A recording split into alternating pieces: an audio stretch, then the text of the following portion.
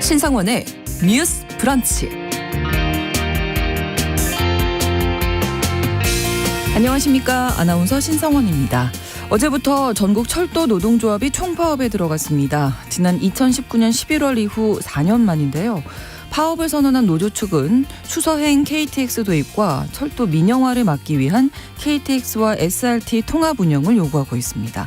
하지만 한국철도공사는 수서행 KTX 운행 요구, 고속철도 통합 등은 교섭을 통해서 해결할 수 없는 정부 정책이라는 입장이라서 봉합이 쉬울 것 같지는 않아 보입니다. 파업이 장기화돼 추석까지 이어지는 것 아니냐 이런 우려도 나오고 있는 상황인데요. 오늘 첫 번째 뉴스픽에서 왜 열차가 멈춰야 했는지 이 철도노조의 파업 배경을 함께 들여다보겠습니다.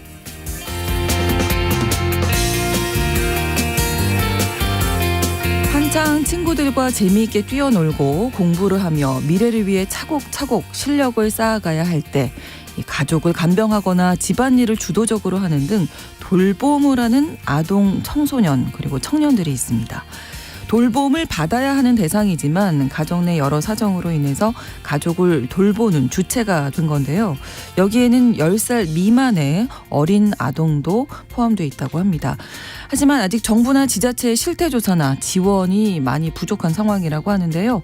오늘 브런치 초대석에서는 이런 아동 청소년들을 도와주고 있는 곳입니다. 초록우산 김승환 대리와 함께 어린 나이에 가족 돌봄에 나설 수밖에 없었던 여러 사연들 만나보도록 하겠습니다.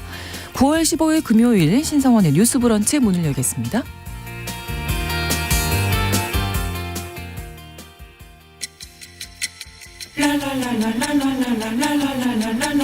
듣고 공감하고 진단합니다. 우리 사회를 바라보는 새로운 시선. 신성원의 뉴스 브런치 뉴스픽. 뉴스 브런치 청취자 여러분과 함께 소통하며 만들어갑니다. 실시간으로 유튜브를 통해서 보실 수 있고요. 여러분의 의견도 기다리겠습니다. 짧은 문자 50원, 긴 문자 100원이 드는 샵 9730, 우물정 9730번으로 문자 주실 수 있고 또 라디오와 콩 앱으로도 많은 의견 보내주시기 바랍니다. 금요일의 뉴스픽은 한겨레 신문 박다혜 기자, 장윤미 변호사 두 분과 함께하겠습니다. 어서 오세요. 네, 안녕하세요. 네, 안녕하세요. 자, 어제부터 철도노조가 파업에 들어갔습니다. 우선 1차 파업이라고 하던데요. 18일 오전 9시까지 진행된다고요? 네, 맞습니다. 14일부터 18일까지 일단은 1차 파업을 예고를 한 상태라서 돌입을 했고요.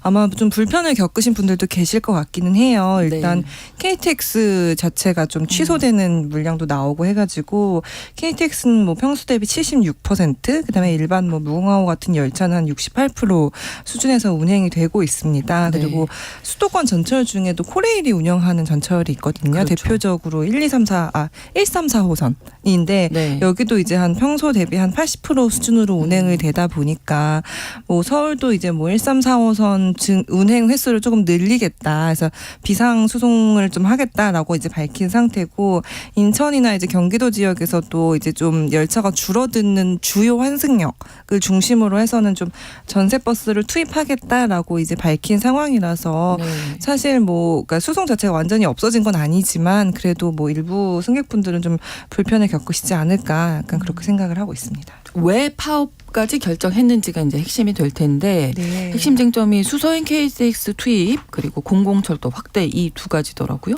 맞습니다. 이게 사실 철도가 이게 역사가 되게 오래돼가지고 사실 이게 2013년으로 거슬러 올라가야 하는 문제거든요. 이게 왜냐하면은 SRT가 처음 생길 때부터 일어났던 갈등 구조여가지고 왜 그러면은 이 사람들이 수서행 KTX 투입을 요구를 하냐, 요거를 조금 천천히 짚어보면 일단 SRT와 KTX가 어떻게 다른지를 SRT 같은 경우는 수서역에서 출발하는 열차입니다. 아실 거예요. 그래서 강남 쪽에 있는 수서역에서 부산까지, 원래는 부산까지만 운행하는 열차가 있었는데 최근에 이제 그 수서 부산행 말고 뭐 다른 이제 수서에서 진주역, 수서에서 포항역, 수서에서 여수 엑스포역으로 가는 그 열차가 그 노선을 3개를 더 늘린다고 했어요.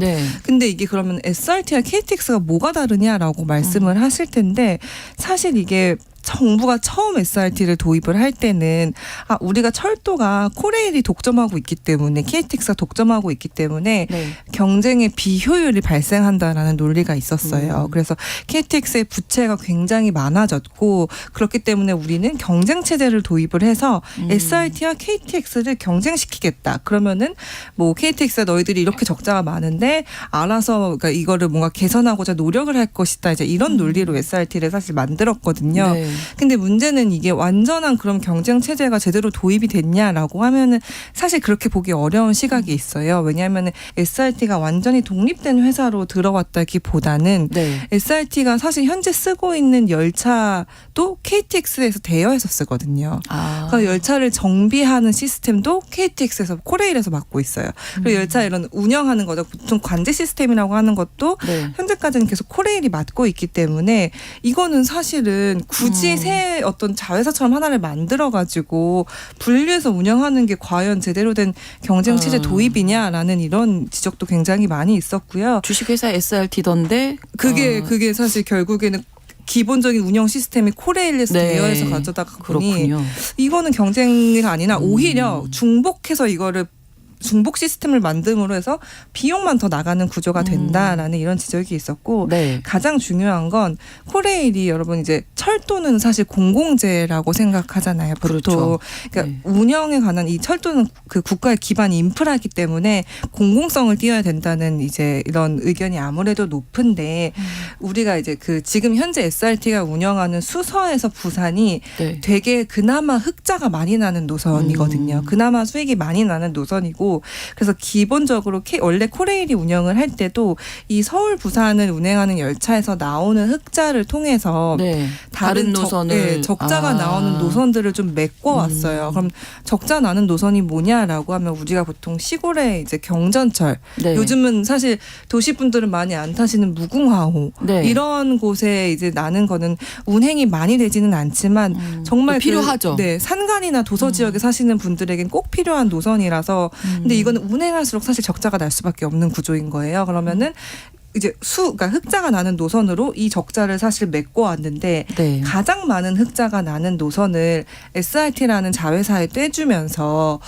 너희 빨리 그런 적자가 나는 경영 구조를 개선해라고 하는 요구가 과연 맞는 것이냐. 네. 이제 이거를 두고 정부와 코레일 노조가 사실 진짜 20년 동안 싸워왔어요.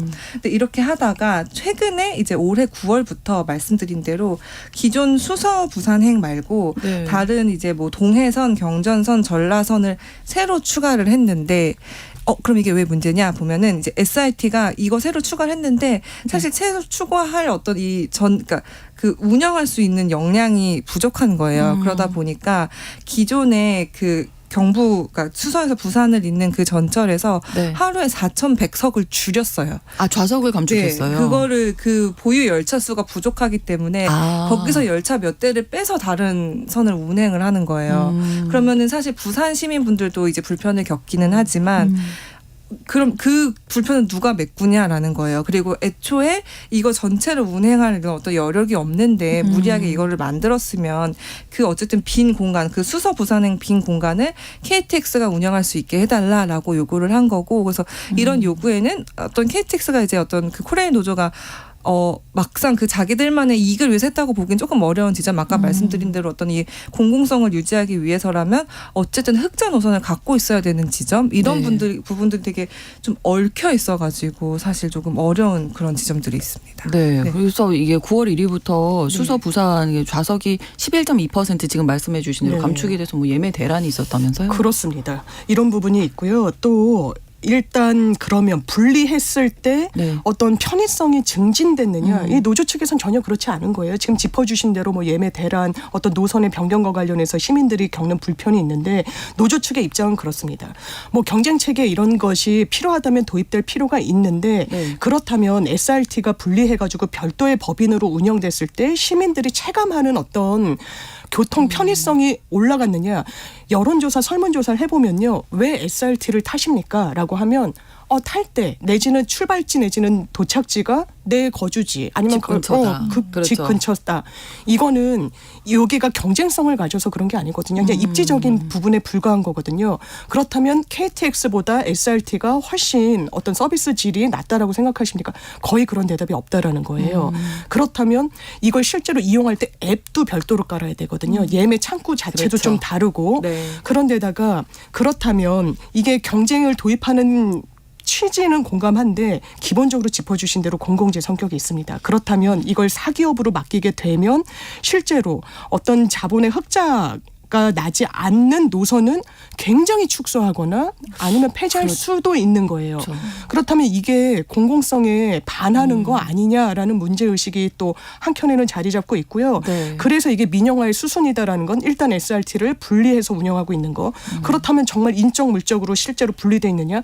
거의 SRT의 임직원은 KTX 출신들이라고 또 하거든요. 물적 아까 좀 하고 있는 부분은 짚어주신 대로 마찬가지고요. 네, 네. 그렇기 때문에 지금 정비 이런 분야는 별도로 민영화하겠다 이런 수순에서 좀 제동을 걸어야 되겠다는 주장을 하고 있습니다. 자, 그렇다면 이제 승객 입장에서 아까 잠깐 이제 말씀도 해주셨지만 공공철도를 확대하고 고속철도를 이렇게 통합을 하게 되면 네. 승객한테 좋은 건 어떤 걸까요? 아무래도 어떤 말씀하신 대로 이원화되어 있는 어떤 그런 불편함은 조금 줄어들 수 줄어들고, 있겠죠. 그리고 네. 요거는 사실 정말 선택권이 있는 도시의 시민들의 기준이고 그렇죠. 네. 정말 이 벽지에 사시는 분들은 실제로 그 사례가 하나 이제 제시가 된 게 있어요. 네. 그 보성에 사시는 어떤 90세 할머니가 네. 서울을 이제 왔다 갔다 하시면서 뭐 큰 병원도 다니시고 가족분들도 그렇죠. 뵙고 다니시고 그랬는데 네. 거기에 하루 한 번에 영등포역까지 갈 수 있는 무궁화 열차가 있었어요. 네. 근데 이제 이게 사라진 거죠. 적자 노선을 이유로. 그러면은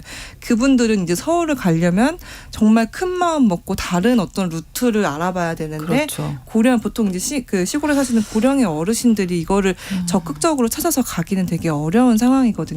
그래서 사실 말씀드린 대로 철도라는 게 공공재라면 그러니까 그러니까 수익성이 나는 것만 유지하는 게 아니라 어쨌든 우리 모든 국민이 정말 예외 없이 그래도 이용할 수 있고 접근성이 좀 있어야 되는데 네. 그런 부분을 고려할 때 어떤 공공성을 좀 유지하는 방향으로 논의가 돼야 되는 거 아닌가라는 이런 좀 생각이 들고 네. 사실 KTX와 SRT를 그래서 이제 통합하자는 그러니까 이거를 어떤 그 수익성을 기준으로 나눠서 코레일의 부채를 계속 늘려가는 식으로 운영하는 게 아니라 이거를 통합을 해서 어쨌든 공공성을 강화하는 방향으로 가자라는 논의가 지난 정부 때도 굉장히 많이 있었어요. 근데 네. 통합에는 사실 본격적으로 좀 움직이지는 못했어요. 못했고 네.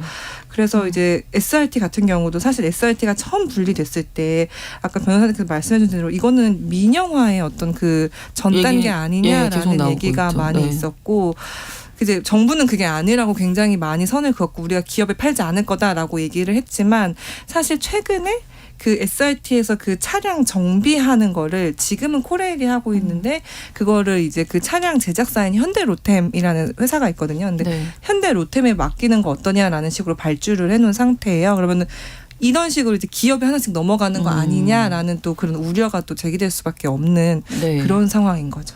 자, 지금 파업 그래서 이제 이루어지고 있는데 국토부 코레일의 입장은 어떻게 나오고 있나요? 코레일과 국토부는 일단 모두 반대하는 입장이고 이거는 네. 정부의 정책이기 때문에 여기에 반대하는 거는 불법 파업이라는 이제 규정을 하고 있고 이 정부의 정책 기조, 이 정책 기조라는 거는 KTX와 SRT를 경쟁시키는 구조는 이렇게 이원화해서 경쟁시키는 구조를 바꾸진 않겠다. 이 기조는 확실하다. 그렇기 때문에 이 파업은 이제 받아들이지 않겠다라고 좀 강경한 입장을 보이고 있습니다. 네. 자, 노조가 또 다른 이 파업을 통해서 요구하는 네. 지점이 있는데요. 그렇습니다. 이제 뭐 민영화나 뭐 수서인 KTX 투입 뭐 공공철도 확대만 갖고 하는 것은 아니고요. 예. 본인들의 어떤 근로조건 개선과 관련한 요구사항도 있습니다. 교대 근무 형태를 좀 개선해달라는 건데 이를테면 요구하는 게 4조 2교대를 전면 시행해달라는 겁니다. 이렇게 말씀드리면 잘 체감이 안 되실 텐데요. 지금 이 KTX 그리고 뭐 SRT 소속 근로자들의 근무 형태를 보면 이틀 연속 야간 근무를 하고 뭐 하루 쉬고 이런 식이라는데 네. 아시겠지만 야간 근무라는 거 정말 밤샘 근무라는 건 1급 발암물질이다라고까지 이제 진단이 나올 정도로 건강권에는 상당히 해가 되는데 이 부분과 관련해서 요구한 게 그러면 근래에 나온 거냐? 그렇지 않다라는 거예요. 아주 예전부터 이 부분에 대한 개선을 요구했고 무려 4년 넘게 이 시행이 연기되고 있다. 시행해 주기로 했는데 라는 게 이제 노조 측의 입장이고요. 정부 측의 입장은 이렇습니다. 일단 그렇다면 인력을 더 충원해야 되는데 지금 적자폭이 적지 않은 상황에서 즉각적인 인력 투입도 어렵고 네. 그러면 인력 감소가 불가피하고 그런 거에 따른 철도 운행 안전에도 영향을 미칠 수밖에 없다. 그래서 안전 중요하죠. 바로 도입하기는 어렵다라는 취지로 이야기를 하고 있고요.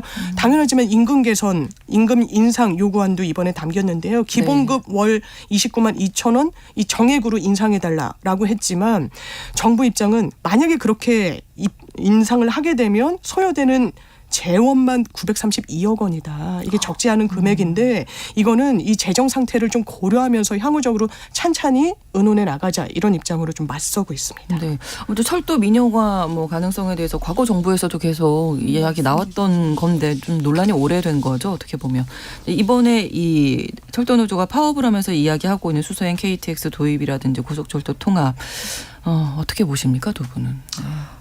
이게 참 쉽지는 않네요. 네, 예. 어려워요. 이게 워낙 정부가 계속 강경한 기조를 가지고 있었고 사실 처음에 도입을 할 때도 민영화는 그러니까 정말 그 입장이 첨예하게 갈리는데 처음에 도입할 때도 민영화를 하지 않고 우리가 이거를 이제 다른 기업에 팔지 않게 하려고 그거를 명시하는 거를 정관에 넣었다. 그러니까 민영화는 이루어지지 않을 거다라고 네. 정부가 얘기를 했었는데 그때 당시 국민연금이 SRT의 주주로 들어왔었거든요. 근데 예. 요거를 보는 시각도 차이가 있는 거예요. 국민연금은 국가가 운영하는 거기 때문에 민영화가 아니라는 입장이 있는 반면 국민연금이 기금 운용을 할 때 펀드가 들어올 수도 있고 어쨌든 기본적으로 국민연금 기금을 운용하기 위해선 수익률을 따지게 되잖아요. 그렇죠. 그럼 수익률을 따지게 되면은 결국에는 궁극적으로는 어쨌든 사실 민간 기업이 하는 대로 이윤을 추구하는 방향으로 가는 거 아니냐라는 이런 식으로 사실 같은 사안을 두고도 결국 우리가 공공성의 가치를 어디에 두고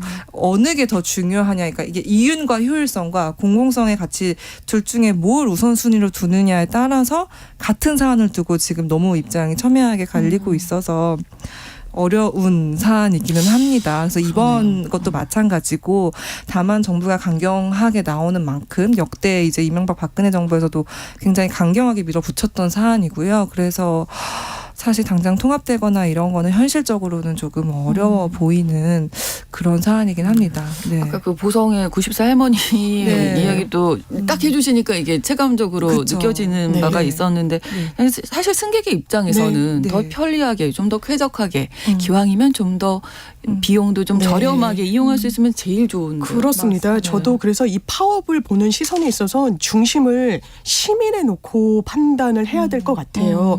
방만한 경영에 있다면 민영화하고 뭐 쪼개기라고 하더라도 민간 영역으로 넘길 필요가 있겠죠. 네, 네. 뭐 공공성을 담보하는 것 그 자체가 목표는 아닐 테니까요. 예, 예. 그런데 철도라는 건 지금 말씀 주신 대로 교통 약자에게 아주 유일한 교통 수단인 그렇죠. 경우가 상당히 많습니다.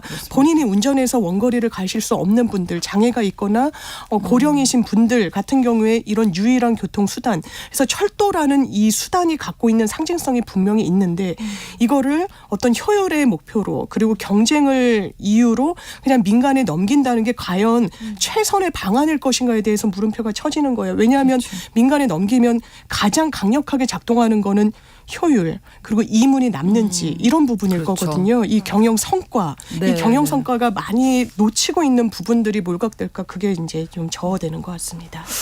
저도 한마디만 더 붙이면은 사실 저는 왜 지금 우리나라 철도에 그 경쟁 체제가 굳이 필요한지도 조금 의문인 지점이 있긴 하거든요. 왜냐하면 한국의 철도 전체 길이가 그렇게 길지 않아요. 저희가 이 남한만 두고 보면은 그렇게 이거를 굳이 분리해서 경쟁을 도입할 정도로 충분한 그 노선 길이가 아니라는 연구 결과가 있거든요. 그래서 사실 이런 경쟁 체제를 도입했던 영국이나 일본 같은 나라는 민영화를 사실 실패했다는 결론을 내렸어요. 그리고 처음 정부가 SRT를 도입할 때 이제 그 가장 큰 이유로 됐던 게 코레일이 너무 방만해서 네. 적자가 너무 많이 나온다라고 이제 얘기를 했는데 이것도 사실 뜯어보면 어떤 정부의 정책 실패한 지점이 같이 들어가 있어요. 예를 들어 용산 무슨 업무지구 용산역 앞에 그 업무지구에 투자를 하라 그래서 정부가 투자를 하라 그래서 거기에 이제 갖다 막대한 양을 갖다 이제 쏟아 부었는데 그게 실패를 했거든요. 근데 그러면 그거를 과연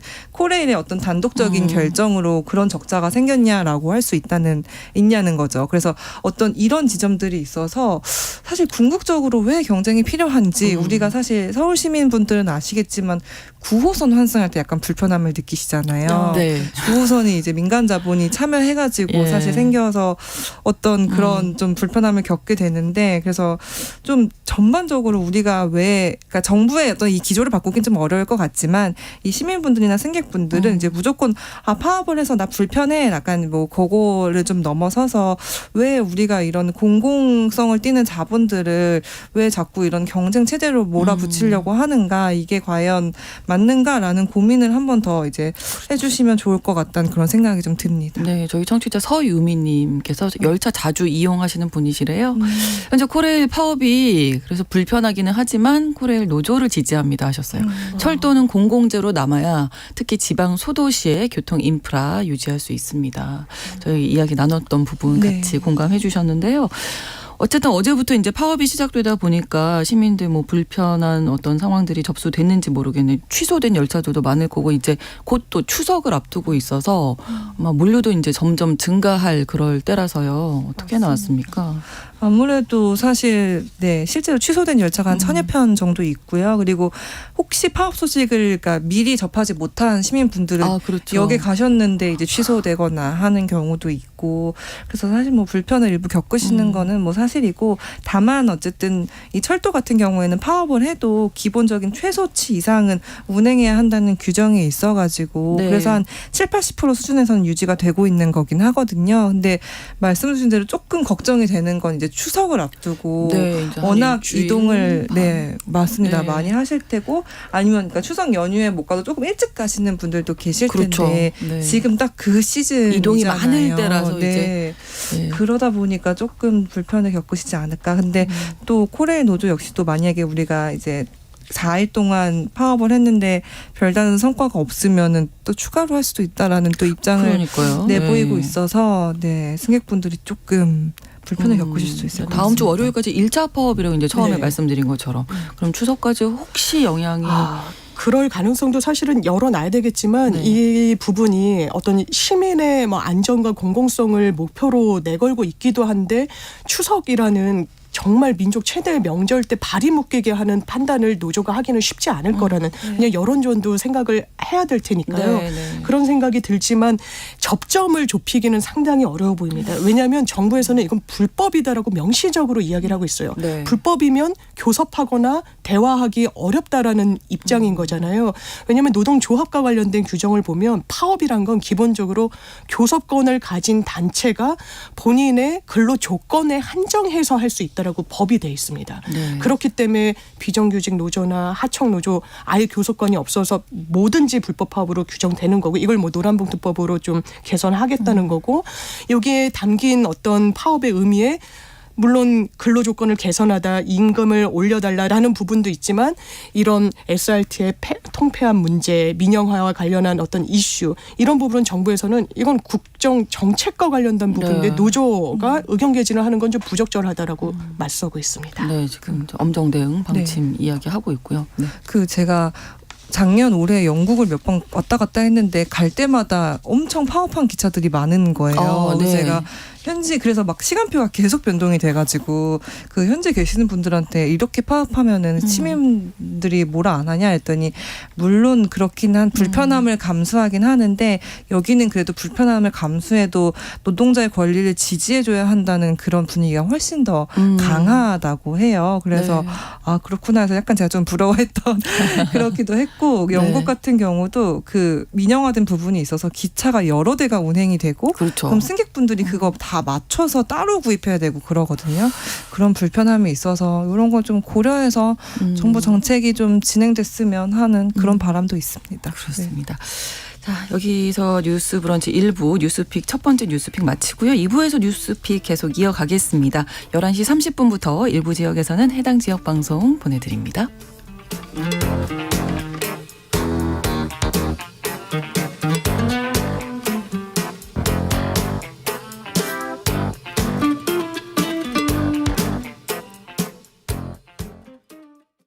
지금 시각은 11시 30분입니다.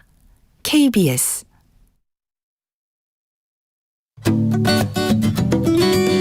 여러분은 지금 KBS 1라디오 신성원의 뉴스 브런치를 함께하고 계십니다. 두 번째 뉴스픽입니다. 어제 서울시청 앞에서는 우리는 쪽방촌 주민이고 싶다라면서 쪽방촌으로 인정을 해달라는 기자회견이 있었는데요. 어떤 이야기인지 궁금합니다. 일단 그 쪽방 사각지대라는 게 있다면서요. 이게 어떤 얘기인지 박다혜 기자님. 저도 사실 근데 이번에 기사를 보고 알았는데 네. 그 사각지대 쪽방이 무슨 말인가 했더니 보통 서울 시내에서도 보면 쪽방촌이라고 이제 좀 지정이 된 곳이 있어요. 이게 네. 좀 쪽방들이 몰려 있는 곳이고 서울시가 이제 그 지원하는 대부분의 어떤 그 대상이 그런 쪽방촌 주민들을 대상으로 하거든요. 그래서 왜 우리 얼마 전에도 기억하시겠지만 폭염이 왔을 때 그럼 쪽방 주민 지원 대책은 무엇이냐 이렇게 보면 대부분 그렇게 몰려 있는 곳에 이렇게 좀 지원을 하는 경우가 있는데 사실 그렇게 몰려있는 곳이 아니라 정말 약간 외딴 쪽방? 그러니까 사실 거주하는 환경은 차이가 없는데 네. 그 쪽방촌이라고 묶인 곳에 해당되지 않는 이유로 지원에서 좀 제외된 곳들이 있더라고요. 그래서 네. 이런 곳에 대한 지원이 필요하다라는 기자회견이 어제 서울시청 앞에서 열렸습니다. 그럼 이게 규정이 있나 봐요? 쪽방촌. 그렇습니다. 서울시가 규정을 하고 있는데요. 좀 네. 모호하다는 지적이 많아요. 왜냐하면 시장이 정한 이 부분이 중요한데 쪽방 밀집 지역에 거주하는 자입니다. 그러니까 주거 형태가 정말 한 평 남짓밖에 되지 않고 네. 공동 화장실 써야 되고 개인적인 샤워 시설이 없는 주거 환경은 동일한데 쪽방 이른바 촌에 살지 않는다는 이유로 어떤 서울시에서 지원하는 혜택에서 밀려나는 경우들이 많다라는 거예요. 네. 그렇다면 시장이 정한이라는 요건을 어떻게 하고 있느냐? 딱 서울 시내 5군데를 정하고 있습니다. 서울시장 영등포 그리고 용산 그리고 중구 그리고 종로구 돈이동 종로구 창신동 이렇게 5군데에 한정해서 여기는 쪽방촌 거주민으로서 시에 어떤 혜택을 받을 수 있다라고 규정을 하고 있다 보니까 나는 다른 동네 사는데 주거 형태는 똑같다. 그런데 나는 왜 나도 나 쪽방에 산다라고 생각했는데 아닌 건가? 라고 묻고 있는 겁니다. 그렇군요. 예. 시민단체들이 그래서 쪽방촌으로 인정받지 못한 주민들을 대상으로 심층 조사를 했는데요. 실태 조사 결과가 발표가 된 거죠? 네, 맞습니다. 그 빈곤사회연대와 이제 홈리스 행동 같은 시민단체에서 이제 팀을 꾸려가지고 한번 실태 조사를 해봤어요. 근데 이렇게 그 서울시가 지정하지 않는 곳에 사는 쪽방 주민들이 어떻게 돼 있나 보니 그 동자동이라고 서울역 근처에 있거든요. 네. 동자동에서만 75가구가 있는 거예요. 근데 이분들이 그럼 어떻게 거주를 하고 있냐 보니 똑같이 진짜 한 평이 조금 넘는 수준에서 이제 사실 거주를 하고 계셨고 네. 냉방 시설도 전혀 설치되지 않았을 뿐더러 화장실처럼 저희가 필수적으로 필요한 시설 같은 거는 대부분 이제 공용에 의지해서 이렇게 사셨어요. 그래서 사실 화장실뿐만이 아니라 샤워실이 없는 곳도 한 14곳 정도 돼가지고 사실상 이제 씻을 수 있는 그런 권리조차 좀 없는 상황이었는데 보통 서울시가 지난 폭염 때도 그렇고 이렇게 쪽방촌 주민분들 이렇게 샤워나 이런 화장실이 용이하지 않은 분들에게는 바우처 같은 걸 제공을 해줘서 목욕탕을 갈 수 있게 좀 지원을 해주는 그런 사업들이 있어요. 네. 그런 걸 뭐 동행 목욕탕 사업이라고 하는데 여기에 사시는 분들은 똑같이 샤워실이 없음에도 불구하고 그런 바우처 지원 대상도 사실 되지 않는 거죠. 그래서 좀 그런 어려움들이 좀 계속 겪고 있는 그런 상황입니다. 네. 이게 쪽방촌으로 인정을 받았는데 네. 또 경우에 따라서는 아닌 게 되고 뭐 그렇습니다. 이렇다면서요. 굉장히 좀 주먹구구 시기라는 건데 서울시의 입장도 들어보면 네. 아 그래서 그랬구나라고 이해되는 부분이 있는데요. 이 지원책을 확대해주는 방향으로 가게 되면 사람들이 주거 형태를 일부러 쪽방 형태로 만드는 경우도 봤다라는 겁니다. 악용하고 그리고 그 집주인이 그것을 굉장히 나눠서 이거를 지원 확대만으로 정책을 가져가다 보면 부작용이. 부작용이 있으니까 아예 그걸 저감하는 형태로 해야 된다라는 건데 지금 당장 이곳에 살고 계시는 분들 이른바 쪽방이라는 이 법에서 규정한 카테고리에 들어가지 않기 때문에 이 지원을 못 받으시는 분들은 이렇습니다.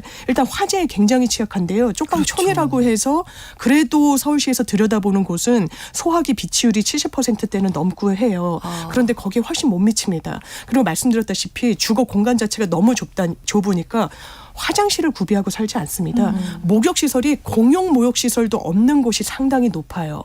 그래서 동행목욕이라는 게 나온 거거든요. 목욕할 수 있도록 다른 서비스를 해드리겠다. 왜냐하면 본인의 사비로 목욕탕 찾아가고 이러기 어렵거든요. 어려우시죠. 그런데 거기에 사각지대가 발생하는 거고 또 생필품을 쪽방촌 거주자로 인정받게 되면 지원을 해줍니다. 적립금이 나와서 이렇게 생필품을 진열해두고 있으면 본인이 필요한 부분을 가져가는 거예요. 적립금에서 감액이 되면서. 네. 그런 어떤 혜택에서 전혀 누리지를 못하게 되다 보니까 그래도 최소한의 형평은 좀 맞춰줘야 되는 거 아니냐라는 이야기가 나옵니다. 네. 주거 취약 계층이라는 건 조금씩 차이는 있지만 다 같은 건데 이제 지원이 되느냐 안 되느냐의 네, 이제 문제인 맞습니다. 거잖아요. 네. 일단은 실태 조사 지금 현재 상황이 어떤지부터 알아야 되겠는데. 그렇죠. 그래서 서울시 입장이 그 이해는 되면서도 조금 아쉬운 게 이게 약간 전 그런 것 같아요. 공무원분들이랑 이렇게 얘기하거나 하면은 사실 어쩔 수 없이 그 공무원들의 어떤 그 행동 규범이나 그 어떤 지시 체계나 그거 이상으로 넘어가서 일을 하는 게 쉽지는 않은 것 같아요. 그래서 네. 사실 말씀하신 대로 이런 부작용이 우려되는 것도 사실이지만 그럼에도 불구하고 시에서 그러면은 이분들은 어떻게 지원해 줄 것이냐라는 그 방안을 조금 더 적극적으로 찾아야 된다고 보거든요. 어쨌든 네.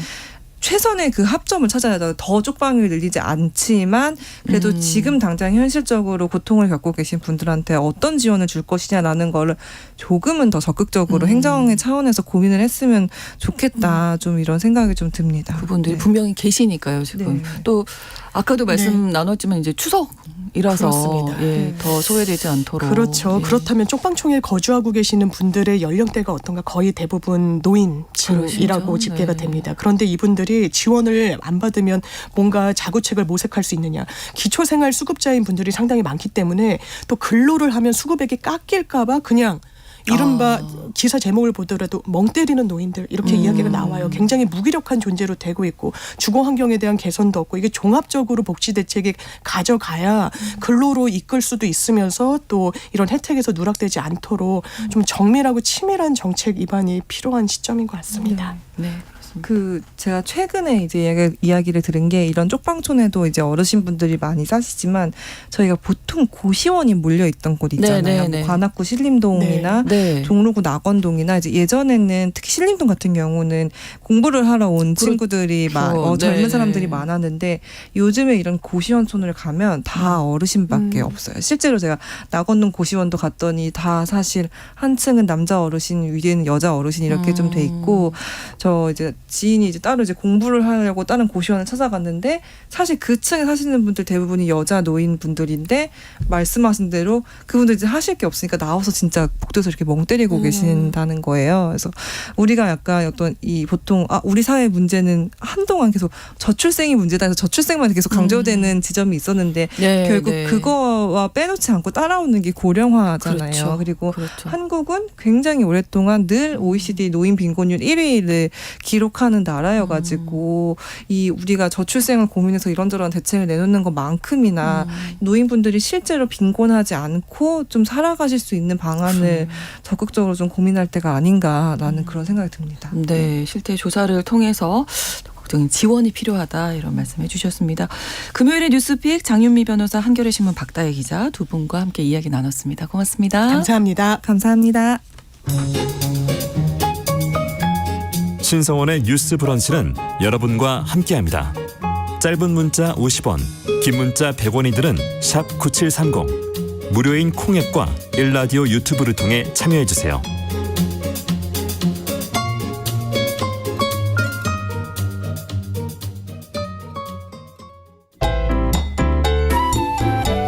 오늘의 인물을 만나봅니다. 뉴스 브런치 초대석. 한창 친구들과 뛰어놀고 학업을 하고 공부를 하고 돌봄을 받아야 하는데 오히려 가족을 돌보고 있는 아동, 청소년 그리고 청년들이 있습니다. 이런 분들을 영케어러, 가족 돌봄 아동 청소년 이렇게 부르고 있는데요. 이 브런치 초대석에서 오늘 영케어러에 대한 이야기 나눠보겠습니다. 어린이들을 후원하고 있는 단체죠. 초록우산 아동 옹호본부 옹호기획팀의 김승환 대리 나오셨습니다. 어서 오세요. 네, 안녕하세요. 자, 영케어러, 네. 가족 돌봄 청년 이렇게 부르던데 나이 연령대가 어떻게 되나요? 우선 소개해 주신 것처럼 해외에서는 고령이나 이제 장애나 질병에 있는 보호자들을 좀 대신해서 가족을 돌보는 아이들을 네. 이제 영케어러라고 부르고 있고요. 네. 현재 우리 정부는 이제 영케어러를 가족 돌봄 청년이라고 부르고 있습니다. 그래서 네. 그 연령은 만 13세에서 현재 34세로 규정하고 있고요. 네. 다만 저희가 현장에서 아이들을 좀 만나봤을 때 초등학생 때부터 돌봄을 시작했다고 하거나 아니면은 뭐 현재도 그 나이 때부터 시작해서 점점 이 돌봄을 이어가고 있는 아이들을 좀 보고 있는데요. 그래서 네.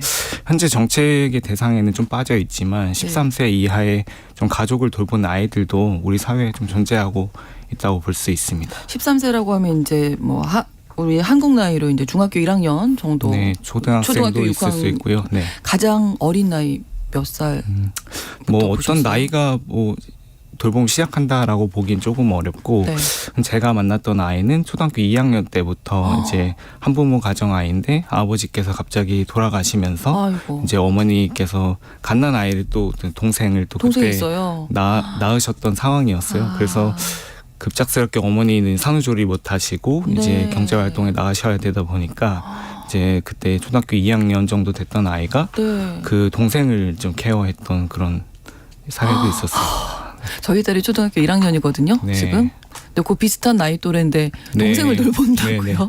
그래서 현재도 뭐 동생이 지금 초등학생 정도로 알고 있고 그래서 그렇군요. 동생이 뭐 학교에 가는 것들 좀 바래다 주는 통학을 좀 챙겨주거나 뭐 집에 왔을 때 좀 식사를 챙겨주고 네, 뭐 네. 학교 준비물 챙겨주고 하는 일도 지금도 하고 있고 한편으로는 어머니께서 이제 그때 몸조리를 잘 못하신 탓에 계속 근로하시면서 지금 현재 좀 건강이 안 좋아지신 상태라고 하더라고요. 그래서 아이가 좀 현재 가정 내에 있는 가사 일도 좀 분담하고 있는 그런 상황입니다. 그럼 공부는 학교는 네, 학교는 그래도 다행히 다니고 있고 하고요. 현재 이제 다행이네요. 졸업을 곧 앞두고 있어서 고등학교 졸업을 앞두고 있어서 초등학교 2학년 때 시작했는데 네. 고등학교 졸업 앞두고 있군요. 네. 청소년들이 주로 돌보는 가족 이렇게 뭐 이제 동생이 있을 수도 있고 네. 아니면 어머니 아버지 뭐 네. 이렇게 되겠네요. 네, 뭐 특정 뭐 대상을 돌본다라고 좀 보기는 어렵고 네. 워낙 그 돌봄이라는 건 가정의 상황에 따라서 뭐 다 다르죠. 누가 뭐. 어떻게 네. 아프신지에 네, 따라 네. 좀 다를 수 있을 것 같고 네. 뭐 주로 고령이신 조부모님을 좀 돌보는 경우도 있고 질병이나 장애가 있으시면 뭐 보호자를 아이들이 좀 간병하는 혹은 병원에 갈 때 같이 동행하는 경우도 있고요. 네. 뭐 말씀드린 것처럼 보호자분들께서 이제 그런 역할을 못 하시다 보니까 동생의 이제 학업이나 뭐 식사나 이런 것들을 네. 좀 챙겨주는 경우도 있고 고등학생 때부터는 아르바이트도 가능하잖아요. 그렇죠. 조금 이제 방학 때는 생계를 위해서 이제 아르바이트도 하고 뭐 그런 역할들을 좀 전반적으로 가족의 일상을 좀 책임지고 있습니다. 네. 이런 가족 돌봄 아동 청소년이 어느 정도나 된다고 파악이 됩니까? 안타깝게도 지금 우리나라에서는 공식적인 그 규모의 통계가 나와 있지는 않고요. 아, 그래요? 그 이유는 뭐 과거부터 이런 돌봄의 역할들을 가정에서 해왔지만 이런 역할에 대한 어떤 통계적인 대표할 수 있을 만한 통계 데이터가 없었다 보니까 내 집안에서 네, 하는 거다 네. 이렇게 생각이 워낙 그동안 되니까. 이제 가정에서 누군가를 돌보는 것들이 네. 대체로 이제 어머님들께서 해주셨고 워낙 사적인 영역으로 좀 많이 저희가 인식해 왔기 네, 때문에 네. 좀 이런 부분들을 가족이 챙기고 있다라고 많이들 생각을 해서 이제는 좀 이런 사회적 돌봄의 책무를 좀 더 강화해야 되는 시기가 아닐까 생각하고 있습니다. 네. 자, 그 실태를 오늘 이제 좀 말씀을 해주시면 좋을 것 같은데 아까 이제 9살 때부터 동생 돌봤던 친구도 있고 네네. 또 여러 사례들이 있을 것 같습니다. 네. 우선은 말씀드린 대로 지금은 통계 데이터가 충분하진 않아서 네. 어떤 추정치에 좀 근거하고 있고 네. 지난해 국회 입법조사처가 발표한 자료가 있는데요. 해외에서는 평균적으로 5에서 8% 정도를 이제 영케어로 추산하고 있어서 네. 그 비율을 국내 아동 청소년 11세에서 18세 정도로 단순히 대입을 했을 때 네. 뭐 18만 명에서 29만 명까지 이를 수 있다는 이런 추정 데이터가 있었고 그렇군요. 한편은 이제 한국보건사회연구원에서도 조사를 진행했는데 네. 그때는 0.6%에서 1.4%로 좀 이런 추정치에 좀 차이가 있어서 아직 뭐 정확히 그런 규모 좀 통계가 잡혀 있지 않은 상황이고 네. 앞으로 좀 이런 조사들이 더 많이 조사나 있어야겠네요. 연구가 좀 실태조사. 진행돼야 될 것 같고 네. 그 조사를 위해서 필요한 그 원 데이터들 기초적인 데이터들을 어떻게 더 수집해 나갈지 이런 보완도 필요할 것 같고요. 네. 또 한편으로는 작년에 정부와 지자체에서 실태 조사를 진행하긴 했는데 네. 만 13세에서 34세로 조사가 진행이 됐어요. 그래서 저희가 앞서 말씀드린 그 초등학교 연령의 그 가족 돌봄 아동이 조사 대상에서는 빠져 있어가지고 그러네요. 좀 아이들이 뭐 현재 자기의 삶에 대해서 이야기할 수 있는 기회가 좀 없었다고 생각이 들고 네. 현재 그 규모나 어떤 어려움이나 또 어떤 지원이 필요한지 좀 확인이 되고 있지 않은 상황이어서 네. 앞으로 좀 이런 대상들까지 조사 대상을 더 넓히고 대상자 연령이나 뭐 또 그 연령에 따라서 그 조사를 응답할 수 있는 또 특성이 다르기 때문에 그렇죠. 그 네. 연령의 특성에 맞게 좀 조사하는 방법도 좀 다각화해야 되지 않을까 싶습니다. 네. 아마 이제 이 청소년들을 많이 만나보셨을 텐데요. 네, 네. 그 사례를 좀 소개를 해주신다면? 네, 우선은 조손가정 한 사례를 말씀드리면 네. 이제 할머니와 같이 살고 있는 아이였고 이제 할머니께서 몸이 좀 불편하신 상황이어서 집안일을 하고 할머니가 네. 외부 활동이 좀 잘 안 되시는 상황이라서 네. 뭐 공과금 납부하거나 은행 일을 보거나 이런 것들 어플로 하는 것들 네. 이런 것들을 할머니의 물론 그런 계좌이지만 아이가 네, 좀 네. 처리하는 경향이 네. 있었고 몇 살인데요? 지금 중학생으로 중학생. 네, 알고 있습니다. 아, 그렇군요. 네, 그리고 가사 일도 하고 있는데 물론 그렇게. 이제 요양보호사께서 집에 방문해 주셔가지고 네. 반찬이나 청소나 빨래 이런 것들은 도와주고 계신데 사실 이분들이 항상 그 집에 상주하고 계시는 건 아니다 보니까 그렇죠. 네, 그래서 그분들이 오시지 않는 날에는 좀 아이가 이런 가사 일을 조금 보완해서 하고 있는 상황입니다. 예.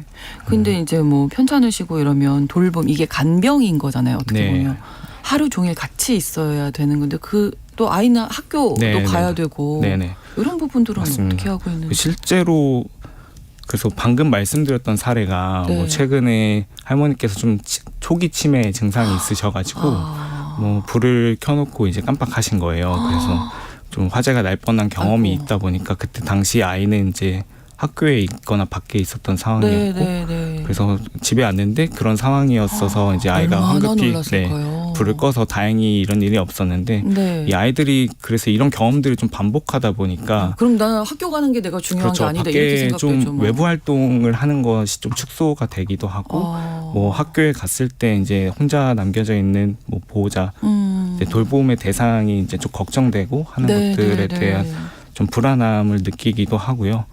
학업 같은 경우는 말씀하신 것처럼 이런 가사 일들을 조금 할 일들을 좀 해놓고 나서 밤이나 저녁에 하고 있다는 얘기를 좀 듣고 있기도 하고 네. 실제 만났던 사례 제가 들었던 사례이고요. 만난 건 아니고 들었던 사례 중에 하나는 이제 돌봄 때문에 동생도 같이 케어하고 어머니도 같이 돌보고 있는데 이제 학교를 계속 결석을 하게 되는 상황이 발생을 한 거예요. 네. 그렇다 보니까 실제로 자퇴까지 하는 아이도 한 명 또 저희가 접한 적도 있습니다. 근데 상황이 어쩔 수 없으니까. 네, 이런 게 네. 좀 반복될 수밖에 없고 뭐 그러면서 이제 돌봄의 역할도 잘 되지 못하고 그걸 위해 사실 학업도 잘 집중하지 못하는 그렇죠. 경향이 있기 때문에 네. 그런 것들에 영향이 있지 않았을까 싶습니다.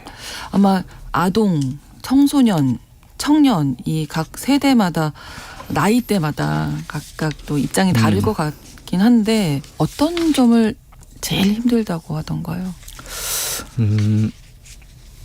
특정 뭐 어떤 연령에서 뭐가 제일 힘들다라고 하기는 좀 어렵고 돌봄으로 인해서 겪는 어려움이 좀 전생애적으로 네, 발달 단계에 따라 다 영향을 미칠 수밖에 없을 것 같은데 사실 돌봄이 쉽지 않거든요. 그렇죠. 예. 너무 일상적이고 당연한 행위이기도 해서 본인도 이게 좀 문제인지 아니면 내가 도움을 어떻게 요청할 수 있을지도 잘 인지하지 못하는 경우가 있어서 네. 좀 그런 한계점들이 있고 그래서 돌봄을 계속 하다 보면 좀 신체적인 부담이라던가 그렇죠. 뭐 피로감이나 네. 충분히 수면을 못하는 상태에서 그럼요. 네. 또 아동 청소년은 그 건강한 성장과 발달의 시기다 보니 중요한데요. 좀 그런 네. 것들이 영향을 미칠 수밖에 없고 또 한편으로는 아까도 말씀드렸는데 친구를 만나는 관계가 되게 중요하잖아요. 그 청소년. 그게 저는 그쵸? 가장 좀 걱정이 네. 돼요. 정서적으로, 예, 정신적으로. 네, 그래서 네. 좀 그런 이야기들을 뭐 친구들이랑 사실 네. 동년배 친구들이랑 그런 이야기를 해도 공감이 잘 안 될 수 있는 부분이잖아요. 그렇죠. 대부분의 친구들은 좀 그렇게 생활하고 있지 않기 때문에 받는 입장이다 보니까. 그렇죠. 예, 친구들. 그래서 그렇게 이야기할 수 있는 좀 대상도 많이 없고 네. 또 돌보는 일을 하고 있다 보니까 뭐 친구들은 놀러 가는 그런 시기에 본인 집에서 좀 케어를 하다 보니 이런 사회적 관계들도 조금 더 소원해질 수밖에 없는 것 같고요. 네. 또 마찬가지로 학업에 좀 집중을 못하니까 뭐 이후에 진로에 대해서 충분히 여유롭게 생각하기도 좀 어려운 환경에 있어서 아이들 대학에 진학하는 거나 네. 뭐 청년에 들었을 때 이제 취업을 하는 것도 조금 어렵지 않을까 생각이 들고 네. 뭐 청년기에 들었을 때는 그때부터는 사실 성인으로 또 불리기도 하잖아요. 그렇죠. 그래서 이 청년이 이런 돌봄을 하는 것 자체가 또 지극히 당연하다고 보여질 수 있는 시선들에 대해서 조금 많이 힘들어하고 있는 것 같고 이제 아르바이트나 경제 활동도 할 수 있다 보니 이런 생계에 대한 비용까지도 네. 책임져야 하는 압박감도 있지 않을까 싶습니다. 네. 그래서 저는 좀 고립되고 약간 좀 외롭다는 네. 누구한테도 얘기를 못 하게 되니까 네. 그게 좀 가장 크지 않을까 이런 생각도 드는데 정부나 지자체에서 이런 우리 청소년들을 위한 아동들을 위한 지원이 좀 지금 돼 있나요? 우선은 작년에 이제 정부에서 네. 이런 가족돌봄 청년 지원 대책을 발표를 했고 네. 이제 정부 차원의 처음 실태 조사가 작년 4월에 진행이 됐고요. 그 이후에 이제 올해 7월에는 이제 이런 말씀드렸던 일상 돌봄을 좀 지원하는 지원 계획을 발표를 했고 네. 구체적으로는 16개 시도에서 이제 가사 간병을 하거나 뭐 심리 지원을 하거나 뭐 병원 동행을 하는 이런 서비스들을 제공할 계획을 밝혔는데요. 네. 하지만 이게 모든 지자체에서 다 진행이 되는 건 아니고 연령도 아까 말씀드린 대로 가족돌봄 청년 14세에서 34세로 좀 규정을 하고 있어서 예. 현재 대상이나 조금 지역이 좀 더 확대될 필요가 있습니다. 네, 이것도 신청해야 되는 거예요? 네, 맞습니다. 그럼 이거 모르는 경우가 많을 것 같은데 특히 아동 같은 경우에는. 네, 그래서 사실 이게 아이들은 아까도 말씀드렸다시피 본인이 좀 지원이 필요한 대상이라는 점을 모르고 있는 것도 있고요. 그래서 네. 어떻게 지원을 신청해야 하는지도 모르고 네.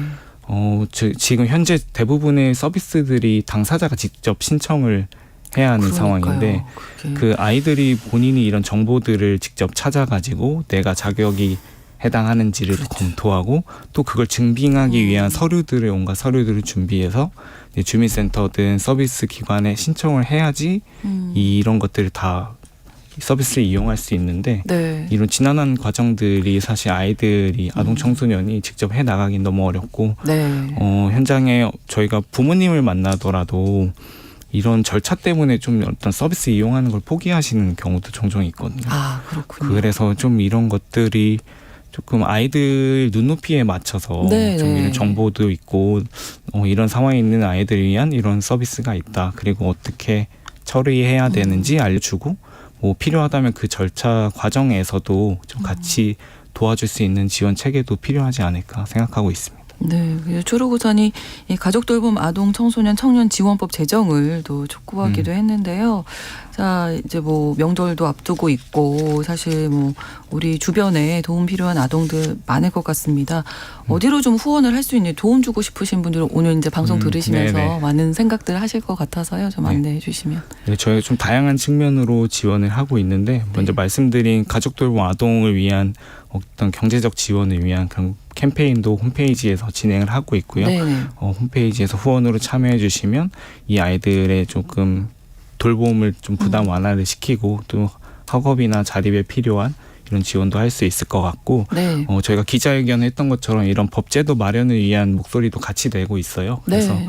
서명 캠페인도 같이 진행하고 있습니다. 그래서 그 서명 캠페인에 동참해 주시면 네. 저희가 그 의견들을 정부나 국회에 같이 전달을 하고 있고 가족 돌봄 아동뿐만이 아니라 저희가 우리 사회에 좀 도움이 필요한 아이들의 네. 교육이나 의료 서비스나 학업이나 주거 환경 개선 이런 다양한 사업들을 하고 있어서 네. 좀 많은 관심 보여주시고 또 네. 후원이나 또 서명이나 이런 것들 참여로 같이 해주시면 좋을 것 같습니다. 네, 스스로 돌볼 수 있게 이야기 좀 많이 들어주셨으면 좋겠어요. 네. 초록우산 아동옹호본부 김승환 대리와 함께했습니다. 고맙습니다. 네, 감사합니다. 김보경의 혼자라고 생각 말기 전해드리면서 뉴스 브런치 마치겠습니다. 아나운서 신성원이었습니다. 고맙습니다.